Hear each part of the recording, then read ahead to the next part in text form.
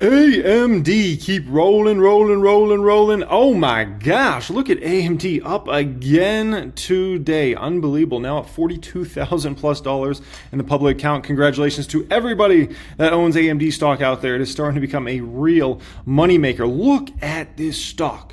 Since that market bottom, right? AMD's up about 64% in that time. The S&P 500's up about 20%, right? So AMD is over 3x the performance of the S&P 500. And for the first time in years, folks, look at this. Since that bottom, AMD is outperforming nvidia, and significantly too. NVIDIA's up 48%, which is amazing. And then you got AMD up nearly 64%. Unbelievable. For the first time in the longest time, AMD is finally outperforming NVIDIA. 4 core subjects we're going to speak about in today's video, okay? First up here, how much longer can this AMD run go? Like, what are we talking here, right? Is this about maxed out, or are we just starting early innings, okay? Second thing we're going to get into here today is we're going to talk about a $3 stock and what's going on with the stock, the opportunity there, those sorts of things. Third subject we'll speak about here today in this video is a $4 stock and what's going on with that particular stock. Some, exciting things obviously in regards to that company, okay? Fourth thing we'll speak about here today is my advice for investing in the second half of this year. If you didn't know, we only have 1 full week left in the first half of the year, and we're already about to start the second half of the year. So what do I see coming for the market in the second half of the year? What should you be focused on? Those sorts of things. So we'll get into all that in this video here today. It's an action-packed one. One thing only I need from you guys. Please do it for me. Smash the thumbs up button. That's all I need from you guys. Hit that like button on this video. If you want to subscribe to the channel, you can certainly subscribe. We're 860,000 plus deep now. I appreciate each and every one of you for being here, okay? All right, a little comedy. I got a little funny story for you guys, okay? A little funny story, a little funny something here at the beginning of this video, okay? So, if you didn't know, I have the 6-figure and 7-figure clubs in the private stock group, right? And basically, when somebody in the private group hits 6 figures in a portfolio, we send them this diamond award to their house, right? Complimentary. And then when somebody hits 7 figures plus and they show us screenshots, we send them this 7-figure award complimentary to their house, right? And so then in the private group, we have the 6-figure club and the 7-figure club, which you're supposed to send in a photo. You post it to be in the Hall of Fame forever, right? Which is cool. Well, usually people just send in like a professional looking photo of them holding the award and whatnot, right? And not everybody does it, which by the way, a lot of you guys need to get in that club, right?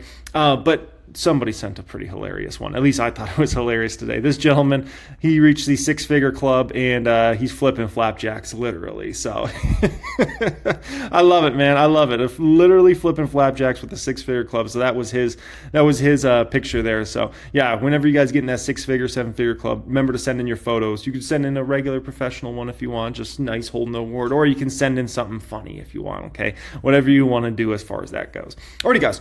AMD, how much longer can this run go? Well, here's the deal.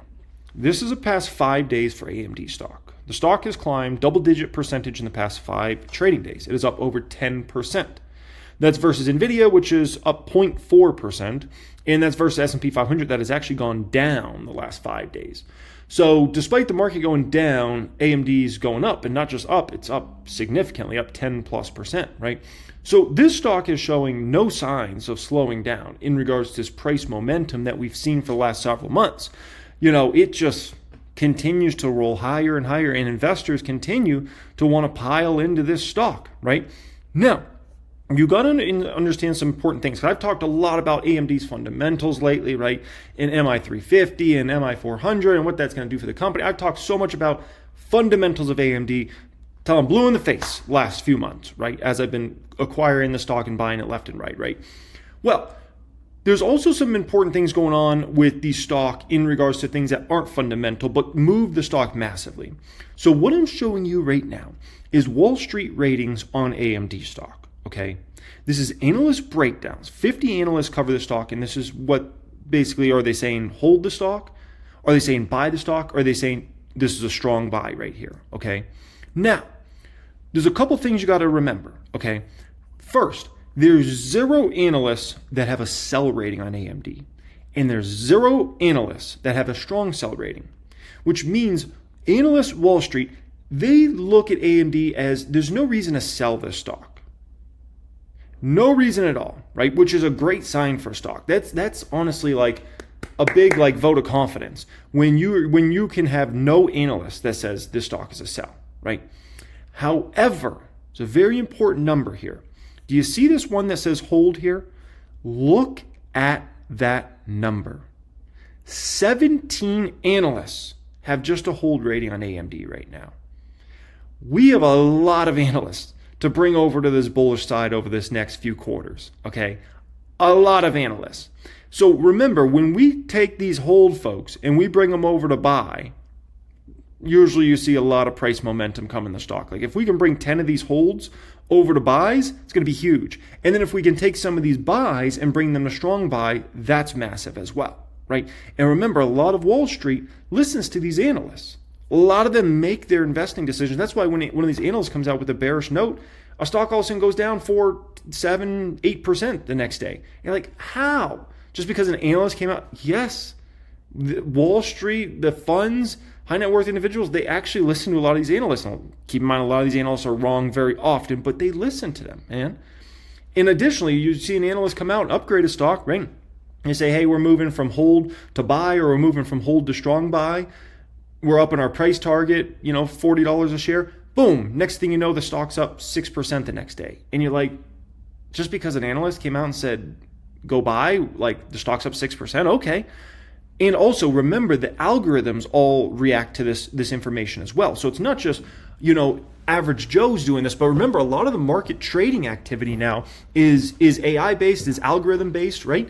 And so if it reads, analysts at Goldman Sachs, analysts at Morgan Stanley, wherever, just said, go buy this stock, a lot of times it sends a stock up, even if you're in a down tape for that particular day, right? Now, the next thing I want to point out here is the average price target on the stock, because this is even more important than what we just looked at.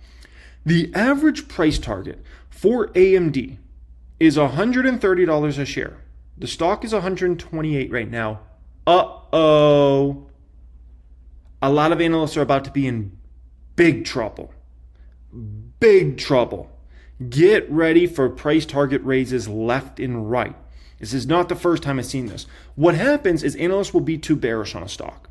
And so they put way too conservative of a price target out there because the stock hadn't performed very well. And if you look at AMD stock performed horrible from basically, the starting in the second quarter of 2024 through the first half of this year. AMD stock performed horribly. So what happens is analysts go bearish, right? They bring down all those price targets to very conservative numbers. Then what ends up happening is, the company's fundamentals are getting better. More bullish momentum builds, stock price starts to go up. And next thing you know, all these analysts start to find themselves like way under the price target. Now, imagine you have a strong buy on AMD or a buy rating on AMD, right? And let's say you have a $130 price target on it. AMD could be 130 plus next week.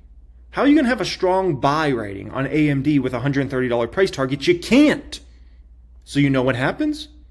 The analysts start to say, we've got to bring up our price target. And next thing you know, you see, because they don't want to take down their strong buy rating because then it makes them look like they're bearish on the stock. They can't do that. They're bullish on AMD. So what they end up doing is they say, we're raising our price target to 165. Boom. Stock reacts to that. You get a bunch more upward momentum. Then analysts across the street see, that New York City Wall Street firm just brought them up. I got to bring them up as well. They bring up their price target. And then this kind of becomes like a self-fulfilling prophecy of people start bringing up their price targets, the stock keeps going up, and they got to keep bringing up their price targets. And they're like in this race. That same thing that happens on the downside when they're on the race to the bottom and they keep lowering price target, same thing happens on the upside. How can you have a buy rating on the stock if, let's say, this stock in the next couple months goes to 155 and your price target's at 125? That doesn't make sense. Your price target's at 140. Doesn't make sense. You got to bring up your numbers big time. And so all of a sudden, next thing you know, you're going to have analyst after analyst going to 160 price targets, 170 price targets, 180 price targets, and you'll have the people that are very bullish on AMD start to move to 200 plus. You'll have some folks start to move to 220, 240, and maybe even some move to $250 price targets, the people that are really, really bullish on the stock. And that will be a game that plays out, especially after next earnings here. Now, something else very important I point out to you is this next thing. Check this out. This is some good stuff I'm giving you guys here today, man. Some good stuff, okay? So check this out. What you're looking at now is analyst price targets versus the actual price of AMD stock over the past 5 years. Now, I draw your attention to right here during this particular time. This was 2022. Now remember, from basically the end of 21 through to the fourth quarter of 2022, what happened to the market? It got wrecked. What happened to semiconductor stocks? They got wrecked. What happened to tech stocks in general? They got wrecked, obliterated, right? So AMD stock crashes, along with basically every other tech stock. I mean, almost every tech stock I know of was down 50 to 80% during that particular time, right? So AMD stock crashes. What happens? Analysts bring down their price targets left and right, right? Boom, boom, boom, boom, boom, boom, boom, boom, boom. Brought their price targets all the way down to what, $90 or so at that particular time, right? What ends up happening? AMD stock bottoms, and AMD stock starts to explode higher and higher and higher and higher, and analysts start to figure out, crap, we need to start bringing up our price targets, right? And finally, they get serious about bringing up their price targets. And when they finally did, by the way, that was right around the time AMD stock ended up peaking in that particular cycle, because stocks go through cycles, like bull cycles that, sometimes can last 1 to 2 years. That's just incredible upward momentum, and then they sometimes chill for the next 1 to 2, 3 years, right? Sometimes they falter during that particular time. So AMD stock during that time went from $55 to a $200+ stock, right? About 4x. Unbelievable. And that's just after analysts had gone incredibly bearish in regards to stock and the price targets, right? Well, what do we have that has just transpired here? Look at this. Analysts have gone ultra bearish on AMD when it comes to their price targets, right? They've fallen off a cliff for the stock, and they're all the way down to here, which is, the one we just looked at, about $130 on average, right? So they went from price targets of 200 to 130. That's a huge drop. Right? Huge drop, especially considering it's not even like the markets crashed or something like that like you had back in 2022. So here AMD stock is already skyrocketing higher from that lows of 70 something dollars, right? To now it's at almost 130. And my opinion is we're in the midst of likely a multi-year AMD bull cycle again that will end up taking AMD to likely $300 or maybe even over $300, right? And so we're just seeing the same phenomenon happen. And what's going to end up happening is analysts are going to be slow to react. They're going to be a little slow to react, but as time ticks on and as AMD goes higher and higher, they're going to keep bringing up those price targets. And what you're going to see is this orange line go higher and higher and higher, but the blue line is going to far exceed the orange line essentially over the next at least 1 to 2 years, in my personal opinion. So it's going to be fun to see how all that game plays out, but it's the same thing recurring again and again and again, just different cycles, right? Now, the market matters for a stock like AMD, right? If we can see more upward momentum in the market, it certainly helps a stock like AMD for sure, right? If the NASDAQ crashes 30% over the next, 6 months, gosh, that's not going to be good for AMD, right? It's going to be hard for AMD to go up. I mean, it's possible, but it's tough, very, very tough to have a stock go up if the market's crashing, right? It's near impossible. But we got some good news for the market here. This came out here today, and this matters significantly. Fed Governor Waller says central bank could cut rates as early as July. Chris Waller said Friday that he doesn't expect tariffs to boost inflation significantly, so policymakers should be looking to lower interest rates as early as next month. Ooh, that's big. This is huge for the market, and the reason this is huge is you watch Powell's press conference from a couple days ago, right? It seems like they're just in no rush at all. Like, oh my gosh, they could just take their sweet little time. So, Waller matters at the Fed. He absolutely matters. What he says matters. He's clearly saying, let's get lowering, right? Which means we're starting to have people at the Federal Reserve starting to wake up and be like, we got to start the next lower cycle, right? Just because the market's holding up well right now doesn't mean the whole economy's doing amazing. And we need to get lowering interest rates, right? We're far too restrictive. So I'm happy Waller's waking up. And I don't think he's going to be the only one. I think there's going to be several people. Remember, Powell's out next year. But a lot of these other folks at the Fed, they want to stick around.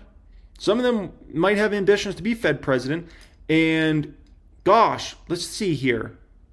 Trump's going to be in office. And who's he going to approve to be the next Fed president? What does Trump want? Trump wants lower interest rates. Trump wants the Fed to lower interest rates. So, if I was in a situation where, President Trump had to say if I was going to be allowed to be the Fed president or not, it would be highly intelligent of me to say, I want to do what Trump wants, which is lower interest rates, right? Now, I also believe that's just the best move to make, and that could be fair. But Waller's not going to be the only one to start taking this stance, because other people are looking and they're like, I want to be Fed president. I want to be the big dog, right? You think Trump's going to approve anybody becoming the next Fed president who is in a situation where they're holding out on interest rates right now and they're saying, no, the Fed needs to stay up? I don't think so.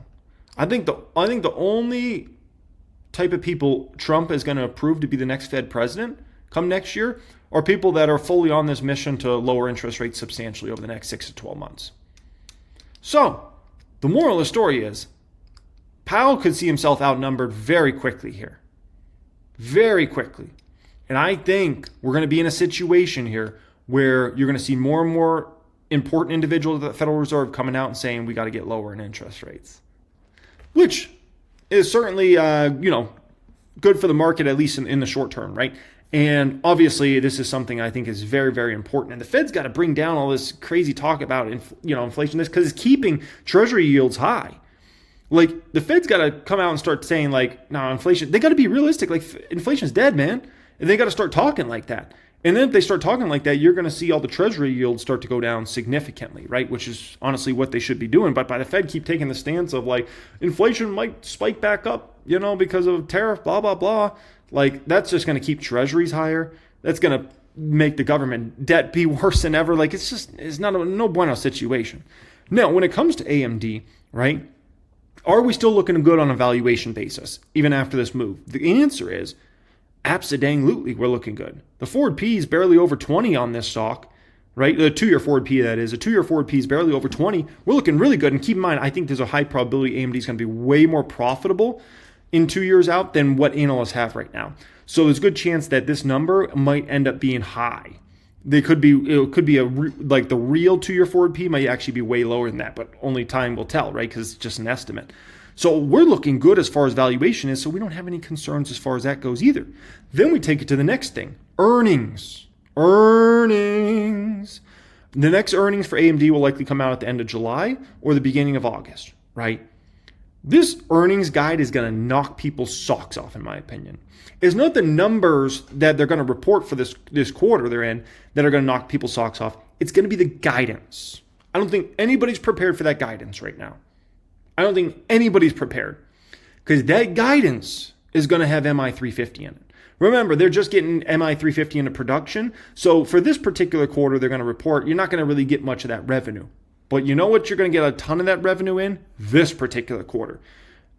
TSMC is going to be likely full go on production for MI350 during this 3-month period. And so you'll likely see numbers skyrocket for this company in several businesses. One is going to be data center, which data center has already been skyrocketing before even MI350 hits. And Lisa Su says MI350 is like a 3x performance over the original series.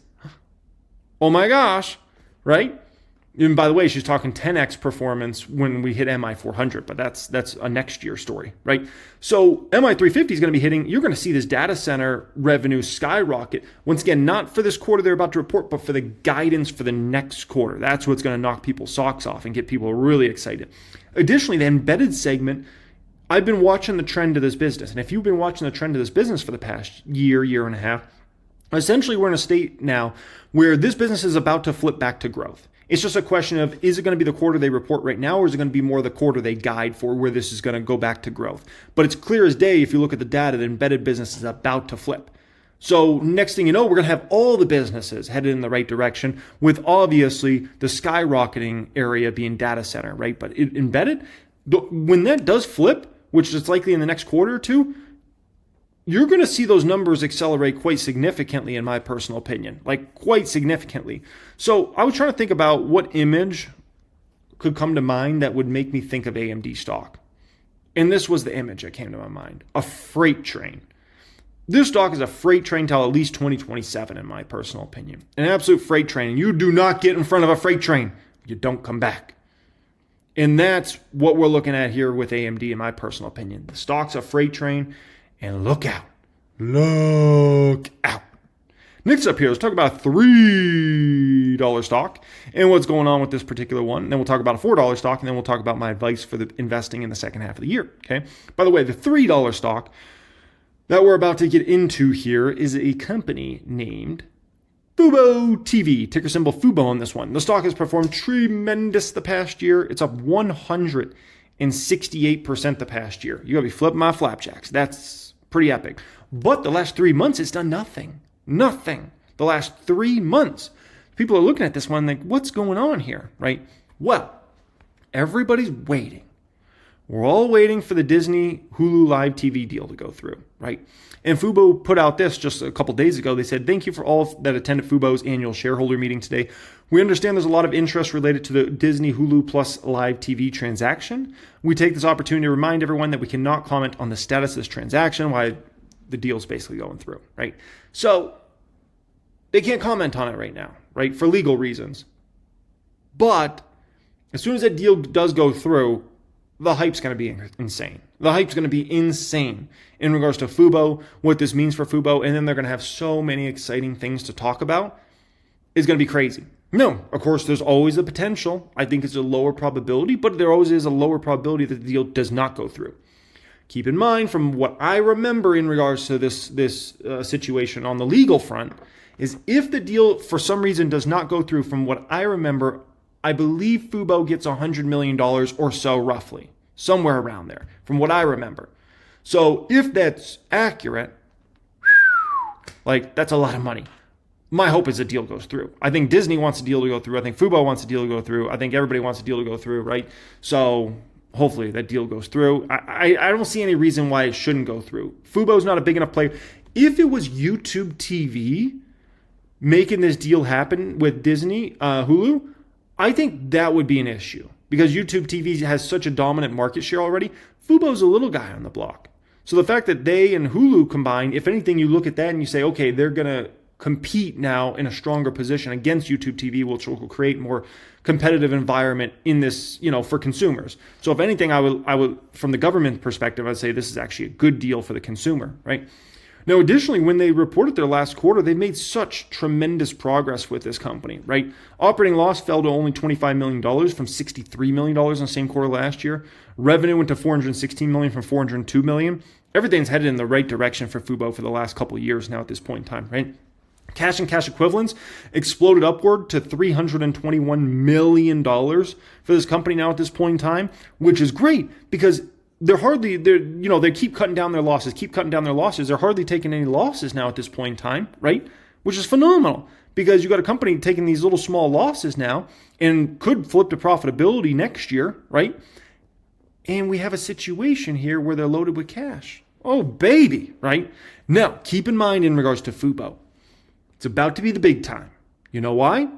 Because we're about to go into July here in just a bit. July and August are the summer months that we're leading up to football season, right? NFL training camp start in July. You actually get some college football games starting at the end of August, like the last week of August, essentially, right? And you get preseason NFL football to start in August. So you're going to start seeing signups for Fubo start to accelerate quite significantly, even in August.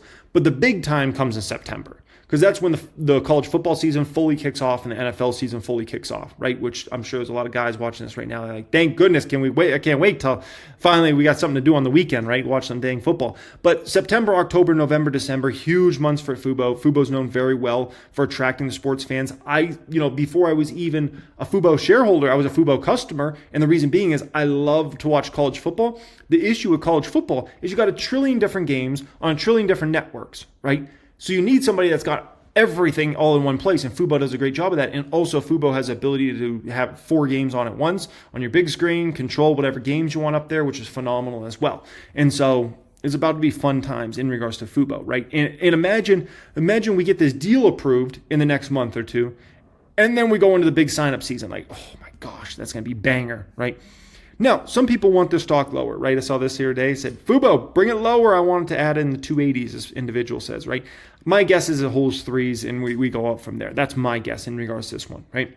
I saw somebody post this on X, says they just passed 70,000 shares of Fubo. They're on their way to 100,000 shares before the merger.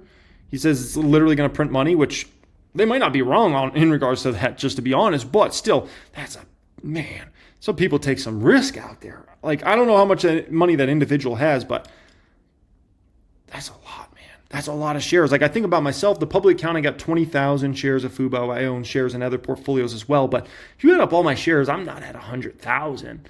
It's something lower than that. And obviously, my net worth is rather on the aggressive side. And so, like, I'm just like, that's a lot of shares, man. But people like to take risk. That's all I'll say about that, right? And I'm sure a guy like this is thinking, like, I'm going to have 100,000 shares. Stock's going to go to $30, right? And like, maybe they're right. It's just like, for me, I'm very bullish on Fubo, but man, like, there's levels to bullishness. And I'm like, I'm not on that level. Like, holy smokers, that ain't no dang jokers, right? Okay, next up here, let's talk about a $4 stock and what's going on. Then we'll get into my advice for the second half of this year for investing, right? Honest stock, HNST. This stock, since its lows that it reached in 2023, this was a time when it became obvious that their business was turning around, the financials business is turning around. Since that time, the stock has climbed 326%. That's versus even nvidia, which has climbed 206% over that time. It's even smashing nvidia, right? That's crazy. The Qs are up since that time, 42%, S&P 500 up 37%. So it's almost 10x the S&P 500. Incredible. Now, in regards to Honest, I think you guys got to understand here, right? I understand the stock was up 7% here today. But just understand, this stock is still trading so way too cheap. Way too cheap. People are eventually going to wake up and realize, like, Honest should not be traded. Keep in mind, if you look at Honest's growth rates, it's been far exceeding companies like Procter & Gamble and Kimberly-Clark, which are companies they should be compared against, right? But look at Honest's price-to-sales ratio on a trailing 12-month basis. 1.2 versus 4.4 for Procter & Gamble and 2.1 for Kimberly-Clark. And once again, you can make a strong argument that Honest should be in a much, let's call it higher price-to-sales ratio than these other two companies, because Honest has a far better balance sheet. You look at a lot of these other companies, a lot of them have huge debt loads, right? Honest is loaded with cash. They're like, debt? Oh, what is that? We don't even know what that is. Like, what? Debt? Huh? And Honest has way better growth rates. So if anything, Honest should be trading at price-to-sales ratio above Procter & Gamble and above Kimberly-Clark. Not below, and not significantly below. That's crazy talk. So Honest, I like that stock, man. I like that stock. Next up here, let's talk about my advice to invest for second half of 2025, right? Well, here we go. Emotions. If you are emotional in the market, right, you're much more likely to make some bad decisions. You might take more risk than you should take, or way less risk than you should take, right? Your decision making is going to be clouded if you're feeling more emotional about something, right? And the stock market does a great job, top tier job, getting people very emotional. They get them feeling great, like on the top of the world. They get them feeling so low that they feel like they're, dropping off the face of the earth. Like, that's the stock market for you. It does a great job of that. And it's been doing that same job for generations and generations and generations of investors. And the next generation will be no different. Does a great job of that, right? So here's how I see things kind of potentially playing out here. One is, this market could get into major FOMO. I'm already seeing it, but it could get to a much higher extent, right? And it could pump you with that feeling of like FOMO, like the next one, like, holy smokers, this ain't no joke, we got to, oh my gosh, we're making so much money, we got to get to the next stock, right? And my opinion is, if this could play out if we get three things to happen. One, stocks like Palantir and Tesla, which are like the most famous, well-known kind of retail trader stocks, if those ones keep going on a run over the next few months here, right? Let's say those runs continue. Say Palantir also goes 150. Say Tesla goes 350 plus, right? Two, the IPO market's red hot right now. Red hot. You're watching IPO after IPO come out, and they're just smoking, right? I've seen the IPO market get to this sort of level a few times, and it doesn't last that long. It's usually like a 3 to 6 month kind of phase. And then what ends up happening is too many companies go IPO, some start doing really poorly, and it just kills all the momentum for IPOs. But right now, the IPO market's red hot, right? So let's say the IPO market stays really hot for the next couple months. And then the third thing is, let's say small caps run huge. Let's say more and more Fed officials come out and say, hey, we need to start lowering. That's going to boost small caps likely in a huge way because everybody's going to start feeling great about small caps. No one's wanted to own small caps for years because they're looking at the Fed being at, very restrictive rates, right? They're restrictive about 200 basis points right now. And they say, why do I want to own small caps right now? So if you have Palantir, Tesla rolling, IPOs stay rolling next few months, small caps start to really roll, the Russell starts to significantly outperform the NASDAQ, the S&P 500, the Dow 30, right? Oh my gosh. You're going to have some major FOMO that comes in over this summer, essentially, right? And some major just like great feelings of like we're up, and up, right? But that could all lead to essentially a fall time that I call fear and panic, right? A scary Halloween through Christmas, essentially. And remember, I've talked to you guys so many times about how this year's reminded me of 2018. If we're in 2018 right now, you will see the stock market hit all-time highs in the next couple weeks here. And then you'll see the stock market blow through those all-time highs throughout July into August into September, essentially. And then you'll see a downright scary fall time, right? Which would be very interesting because you would come off of a crazy FOMO market. Let's say the summer's like a crazy FOMO, like on to the next one, and then we go straight into a scary fall time. Like I wouldn't be surprised at all if that happens, right? And I'll show you what happened. So shows you just some of the devastation that happened in that 2018 market that I talk about many times to you guys, right? This wasn't even like the peak to the trough situation. This was just me screenshotting from kind of the beginning of October to about mid-December. And what you're going to see is the S&P 500 fell around 20%.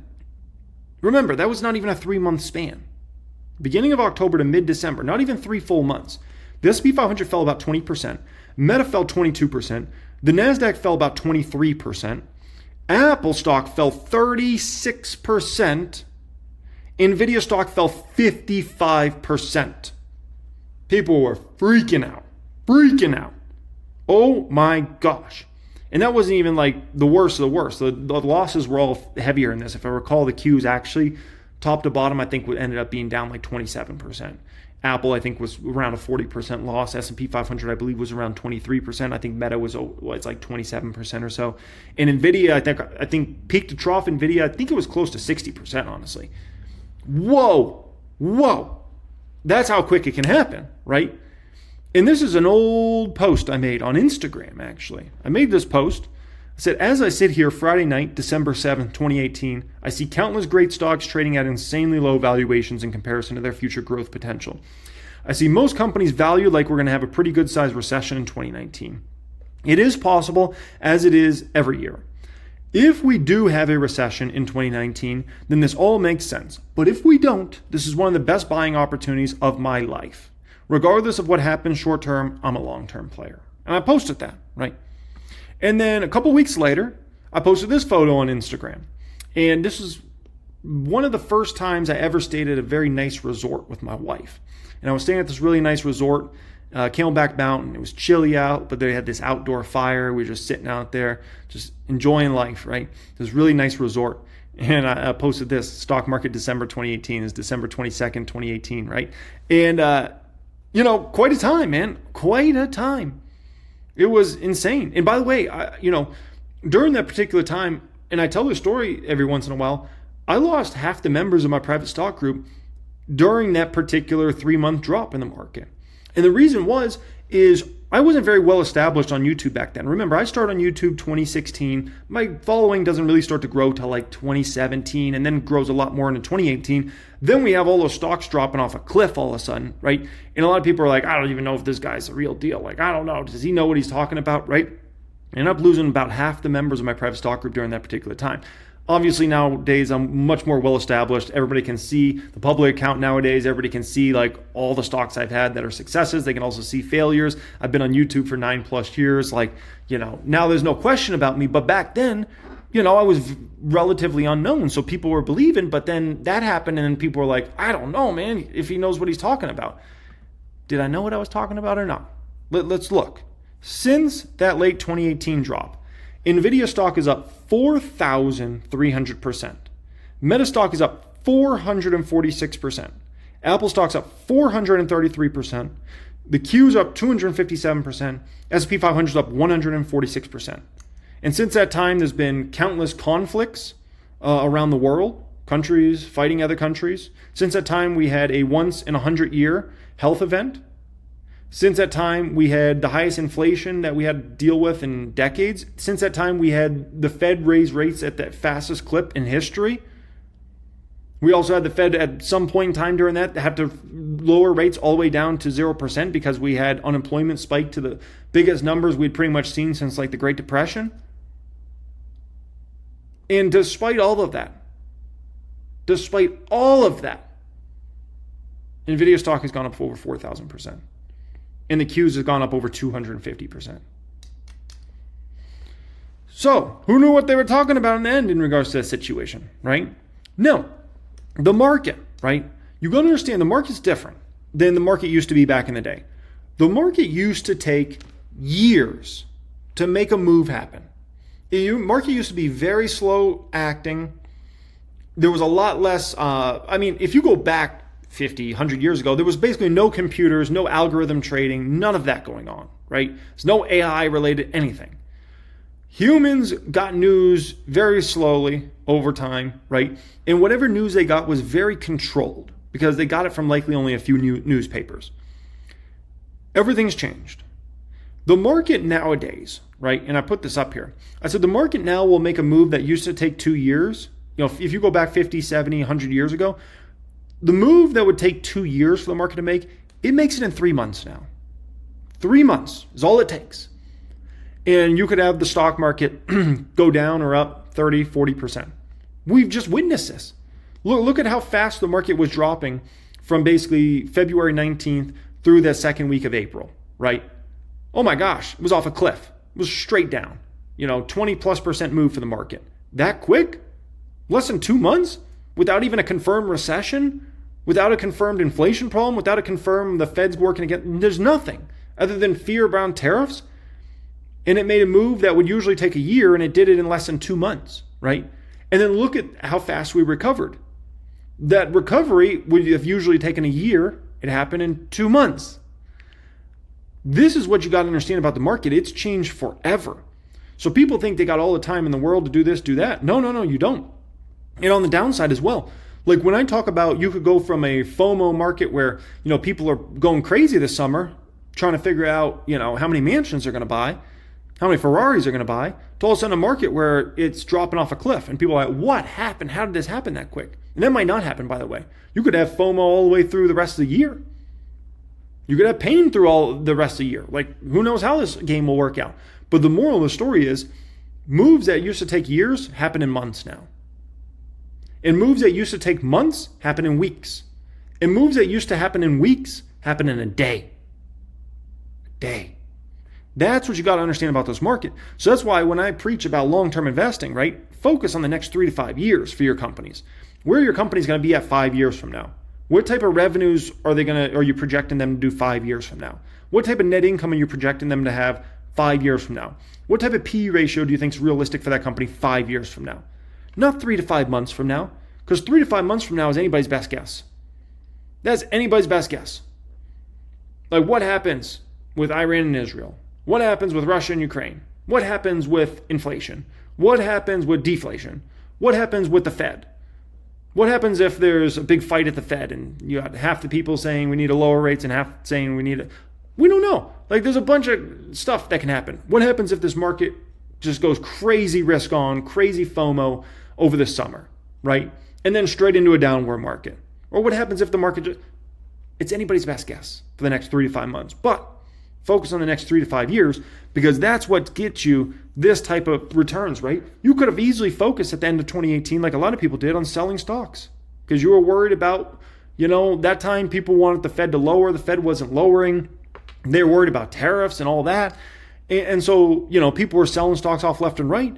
They should have just focused on the long term because if they would have just been buying NVIDIA, they would have made 4,000%. If they would have just been buying Meta, it would have made 400+%. If they would have just been buying Apple, they would have made 400+%. They would have just bought the Qs, they would have made 250%. If they would have just bought the boring old S&P 500, they would have made 146%. Doesn't account for dividends. That's why you got to focus on the long term in this game. The short term is going to be what the short term is. And it's a whole situation. Focus on long-term, folks. Build your wealth. Get more confident in the market. If you're looking to apply, join private stock group, private wealth group, get access to 1000xstocks.com, get access to my private Discord chat, all that good stuff, exclusive weekly videos, the moves I'm making, my $3 million plus Fidelity account, all that good stuff. That will be the pinned comment down there. Click on that, fill out a form. We'll see if we can get you access to that, take you up to a much, much higher level. I can only imagine all the people that used to be in my private stock group during that 2018 that left, man. Imagine if those people had just stuck around. Imagine if they just stuck around. Imagine like where their wealth would be at now. Like if they had just stuck around throughout that time, right? And didn't freak out and say, this long-term investing thing, this is a scam. Like I'm out of here, right? And leave the market. Like that's crazy, crazy. But it happens every time the market has a significant drop. People freak out. They say, the stock market's a scam. I'm out of this thing. I'm losing my money. Like they don't understand. Like you don't need your money short term. If you're investing money in the market as a long-term investor, you don't need your money short term. That's going to be what that's going to be. Use those as buying opportunities. Always have more income than expenses, and you're always in a position of power. You don't then fear market drops. You take advantage of market drops, right? So anyways, you're looking to apply your private stock group. That will be the pinned comment down there. Click on that, fill out a form. Let's get you more confident. Let's get you out of gambling stage into investing stage, take your mindset up to a higher level, and have you be confident regardless of whether we go into a FOMO market or a crashing market or just a kangaroo market that's up and down, right? And there's money to be made regardless of those markets. I don't care if you're in a kangaroo market, a bull market, bear market. There's a lot of money to be made out there, man. Like AMD stock is up 10+% the past week with the market being down. There's always money to be made. Always money to be made, right? You know how to hedge your portfolio properly? Shoot. You also can get the market down 20, 30% in a matter of a few months, and you're hedged for that. You could have your put options 5x, 10x, 20x. And you're like, oh my gosh, what am I going to do with all this money? Next thing you know, you cash out of those. You go ahead, you put those into long positions that are at very cheap valuations. Like, it's incredible opportunities always in the market. Never fear anything. Much love and have a great day.